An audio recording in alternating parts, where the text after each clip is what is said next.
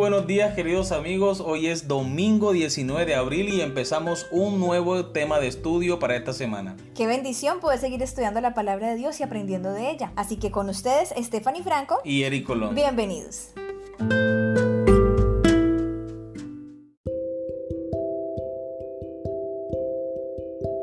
Muy bien, iniciamos el estudio para el día de hoy con el tema de la tradición, uno de los 5 puntos influyentes en el estudio de la Biblia. La tradición en sí no es mala, da a los actos recurrentes de nuestra vida cotidiana una cierta rutina y estructura. Nos puede ayudar a mantenernos conectados con nuestras raíces. Por lo tanto, no es de extrañar que la tradición también juegue un papel importante en la religión. Pero también hay algunos peligros relacionados con la tradición. La primera pregunta que encontramos en la lección es la siguiente. ¿Qué nos enseña Marcos capítulo 7, versículo 1 al 13 sobre cómo reaccionó Jesús ante algunas tradiciones humanas de su época? Marcos capítulo 7 versículos 1 al 13. Se juntaron a Jesús los fariseos y algunos de los escribas que habían venido de Jerusalén, los cuales, viendo a algunos de los discípulos de Jesús comer pan con manos inmundas, esto es, no lavadas, los condenaban. Porque los fariseos y todos los judíos, aferrándose a la tradición de los ancianos, si muchas veces no se lavaban las manos, no comen. Y volviendo de la plaza, si no se lavan, no comen. Y otras muchas cosas hay que tomaron para guardar, como los lavamientos de los vasos de beber y de los jarros y de los utensilios de metal y de los lechos. Le preguntaron pues los fariseos y los escribas, ¿por qué tus discípulos no andan conforme a la tradición de los ancianos, sino que comen pan con manos inmundas? Respondiendo él les dijo, hipócritas, bien profetizó de vosotros Isaías, como está escrito, este pueblo de labios me honra, mas su corazón está lejos de mí. Pues en vano me honran, enseñando como doctrinas mandamientos de hombres, porque dejando el mandamiento de Dios, os aferráis a la tradición de los hombres, los lavamientos de los jarros y de los vasos de beber, y hacéis otras muchas cosas semejantes. Les decía también, bien invalidáis el mandamiento de Dios para guardar esta tradición, porque Moisés dijo, honra a tu padre y a tu madre, y el que maldiga al padre o a la madre, muera irremisiblemente. Pero vosotros decís, basta que diga un hombre al padre o a la madre, es corbán, que quiere decir mi ofrenda a Dios, todo aquello con que pudiera ayudarte, y no le dejáis hacer más por su padre o por su madre, invalidando la palabra de Dios con vuestra tradición que habéis transmitido, y muchas cosas así semejantes a estas. Muy bien, recordemos la pregunta. ¿Qué nos enseña este pasaje sobre cómo reaccionó Jesús ante algunas tradiciones humanas de su época? Uno se podría preguntar, bueno, ¿y Jesús no estaba de acuerdo con que los discípulos se lavaran las manos antes de comer? ¿O cuál es el punto aquí? El punto no es acerca de la higiene, no, sino que estos fariseos y publicanos se acercan a Jesús diciéndole, ¿cómo así que los discípulos o tus discípulos no siguen la tradición de quién? ¿De Dios? Los ancianos. De los ancianos. ¿Por qué no se acercaron a Jesús citando la palabra de Dios? No citaban la ley, sino que citaban la tradición. Entonces a Jesús, que conoce los corazones y el pensamiento de las personas, no se acercaban con la intención de enseñarles un hábito importante y necesario, no, sino con la intención de como buscar una forma de ponerles tropiezo. Y Jesús a esto le indignó, porque peores cosas omitían ellos al cumplir la ley por querer guardar la tradición. Le daban más importancia a lavarse las manos, que es importante. Yo creo que Jesús no iba a estar en contra de eso, obviamente. Le daban más importancia a lavarse las manos que a ayudar con amor desinteresado a sus propios padres, con la excusa de que todo lo que pudieran ayudar a sus padres era ofrenda para el Señor y para el templo. Pero realmente no era ese su sentido, sino que todo lo que las demás personas pudieran ayudarle a sus padres era el dinero que ellos usaban, que ellos administraban. Entonces, mientras más dinero tuvieran, pues mucho mejor.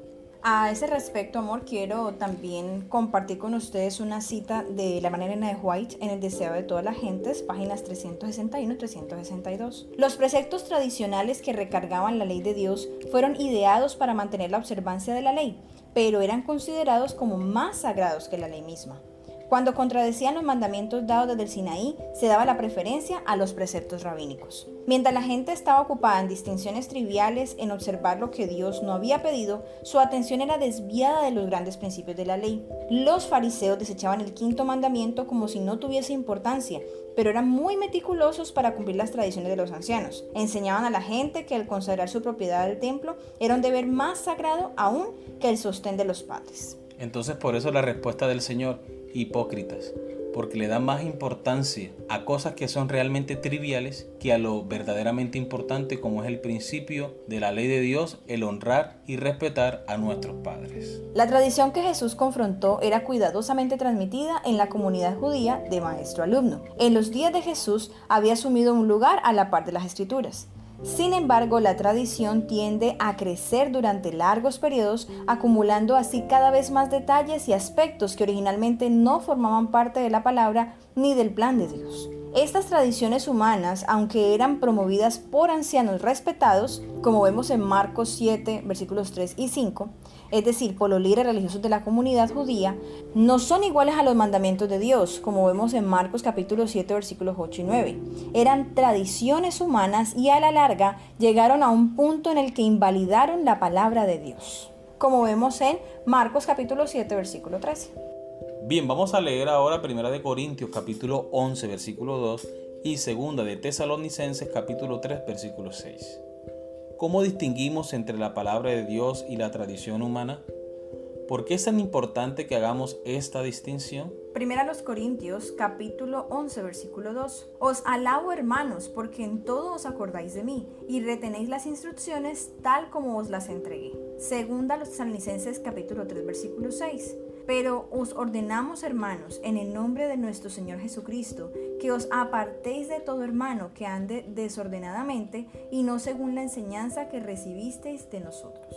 Bien, recordemos la pregunta: ¿cómo distinguimos entre la palabra de Dios y la tradición humana? ¿Por qué es tan importante que hagamos esta distinción? Bien, en este pasaje de 1 Corintios capítulo 11, a Pablo le consultan acerca de un punto particular: si las mujeres deberían utilizar velo o no en el templo. A lo que Pablo responde de la siguiente manera: él pone en consideración de sus hermanos que para Dios tanto la mujer como el hombre son iguales. Sí existía la costumbre que las mujeres se cubrieran con un velo cuando entraban a orar en el templo, de acuerdo con el libro de usos y costumbres de las tierras bíblicas. Aun cuando la costumbre era que las mujeres usaran un velo que cubriera completamente la cabeza cuando estaban en público, esta costumbre no se guardaba estrictamente entre las mujeres hebreas. Se les daba más libertad que el que se le permitía a las mujeres árabes. Esa cultura hebrea dentro de la vestimenta de la mujer incluía ese accesorio que era un velo. Las mujeres hebreas no estaban obligadas a utilizarlas todo el tiempo. Sí, incluso aportando a lo que tú dices, amor, en la Biblia vemos varios ejemplos de mujeres que posiblemente no estaban usando velo en algún momento. Por ejemplo, cuando estaban Sara con Abraham en Egipto, dice que los egipcios vieron el rostro de Sara y que era hermosa. Entonces ahí vemos que Sara en ese momento posiblemente no tenía su velo puesto. Otro momento es cuando Ana estaba orando fervientemente por un hijo. ¿Recuerdas? Que está en el templo y dice que el sacerdote Elí vio cuando su boca se movía y él pensó que estaba ebria. Para él haber visto la boca de Ana moviéndose es porque ella muy seguramente no tenía el velo en ese momento puesto. Pero no era que ellas hicieran esto como una forma de desobedecer. Simplemente en ese momento, por ejemplo, Ana orando, ella estaba concentrada hablando con Dios. Entonces, exacto. Era una costumbre que utilizaran el velo, pero no era una obligación, no era una imposición. No era parte de la ley de Dios. Simplemente era una tradición, una costumbre que había. Y entonces ahora, lo que tú citabas ahora de Pablo, está él poniendo como en comparación lo que era la costumbre, sí, la costumbre que los hombres oraran y profetizaran con la cabeza descubierta, mientras las mujeres lo hicieran con la cabeza cubierta. Pero además de eso, les pone en consideración que delante de Dios tanto el hombre como la mujer son iguales, que aunque la mujer salió del hombre en un principio, después de allí las mujeres eran las que tenían a los hijos. Entonces Pablo simplemente en ese momento está mostrando en 1 Corintios que eso con lo que empezó a hablar no era parte de la ley de Dios, simplemente está explicando y poniendo en balanza, bueno, esto es lo que es la costumbre y esto es lo que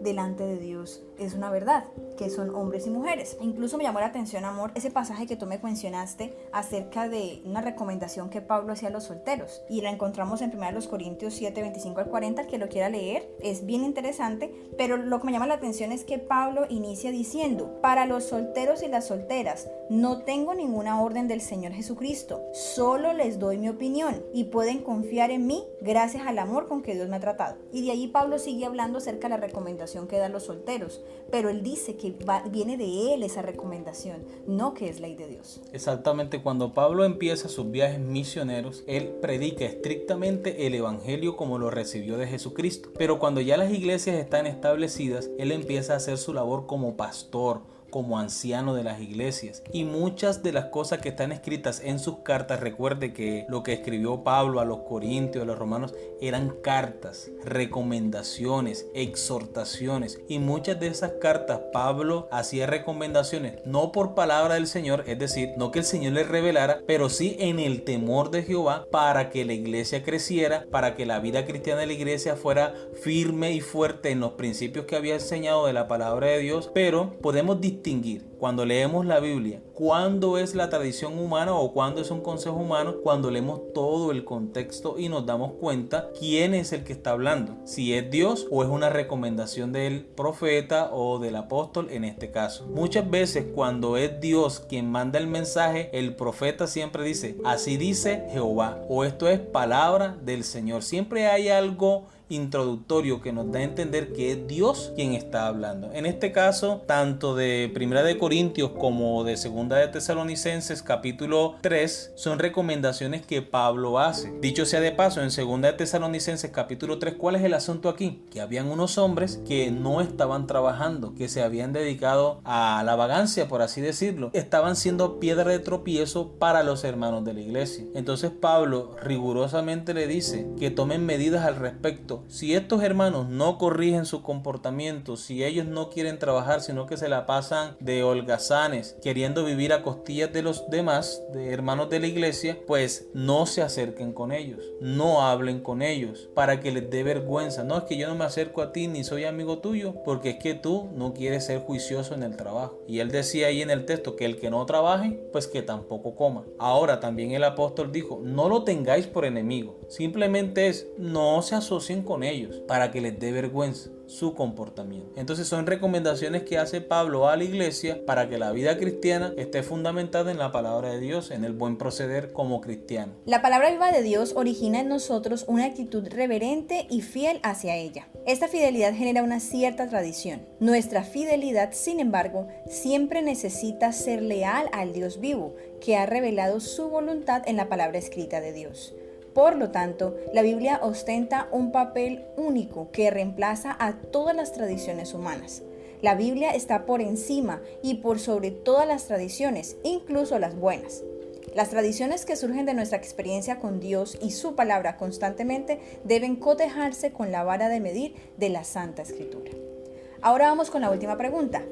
¿Cuáles son las cosas que hacemos como iglesia que podrían ponerse bajo el rótulo de tradición? Porque siempre es importante distinguirlas de un precepto bíblico. Bueno, aquí sí hay bastante tela por cortar, porque muchas de las cosas que hacemos en la iglesia son tradiciones. Vamos a mencionar por lo menos 2 ejemplos. El primero en cuanto a la vestimenta, el uso de corbata en la plataforma. ¿Eso es bíblico o es una tradición que se ha adoptado dentro de la iglesia? Bajo la idea de que siempre debemos presentarnos para el Señor de la mejor manera. Y pienso que todos en la iglesia, creo que a nivel mundial, concordamos con eso, que para el Señor debemos usar lo mejor. Pero ¿hasta qué punto ese principio que se ha adoptado en la iglesia de la buena vestimenta se convierte en un tropiezo? ¿Cómo es posible que a un predicador se le prohíba subir a la plataforma porque no tiene corbata? Aunque la iglesia haya tomado un voto, aunque sea un principio cierto que la iglesia ha adoptado como de buena presentación personal, o sea, es más importante lo que viene a hacer el predicador, que es trazar la palabra de Dios, que usar este elemento que sencillamente es un accesorio más de la vestimenta. Otro aspecto es con relación al orden del culto. Obviamente todos creemos que debe haber un orden para todas las cosas, y más en la iglesia cuando estamos en el servicio para el Señor. Pero es verdad que muchas veces se exagera en el sentido de que tiene que ser un orden riguroso y que un punto no puede saltar el otro. Por mencionar un ejemplo, si lo que sigue son los anuncios, entonces debe tenerse los anuncios, no el servicio de canto, porque hay un orden preestablecido. Hay que pensar es en el propósito con el que se hace el servicio en la iglesia. Pero muchas veces somos tan rigurosos en el control del tiempo que no se dedica espacio más amplio para las cosas que edifican a la iglesia. Por ejemplo, los momentos de oración a veces son interrumpidos porque en el horario sigue otro aspecto del orden del culto. A veces cuando las lecciones, amor, a ti que te gustan mucho las lecciones de escuela sabática, cuando estamos en la clase con los maestros y con los alumnos, muchas veces las clases se tornan tan interesantes y estamos allí debatiendo, estudiando, recordando todo lo que hemos aprendido en la semana, pero se nos corta el tiempo porque ya sigue otro punto del orden del culto. Pero exageramos muchas veces cuando hay personas que se enojan, ¿verdad?, por este aspecto. Si estamos en la iglesia es para adorar al Señor. Es importante aclarar que no estamos diciendo que no se deba hacer así. Estamos simplemente mencionando algunos puntos en los cuales incurrimos en el error de que haya molestia, haya enojo entre los hermanos, incluso puede haber un rencor de un hermano con otro porque no respetó el orden que puso o los horarios que alguien más estableció. Entonces lo que estamos apuntando es que no podemos exagerar al punto de tomarlo como ley que no se debe transgredir. No, simplemente en algún momento puede ocurrir que el tiempo se mueva un poco porque hubo necesidad, hubo más peticiones de las que esperaban, hubo un testimonio adicional que no contaban con él, pero alguien quiso contarlo. Entonces no debe haber molestia ni incomodidad de parte de los hermanos que están organizando, que porque obviamente ellos dicen con toda razón que el orden es la primera ley del cielo. Sí, es muy cierto, debemos ser ordenados, debemos tener orden en nuestra iglesia y eso obviamente nos diferencia de muchas iglesias, pero no es una cuestión para ponerla por encima de todo lo sagrado que pueda hacerse durante la mañana, bien sea del sábado o cualquier otro momento en la iglesia.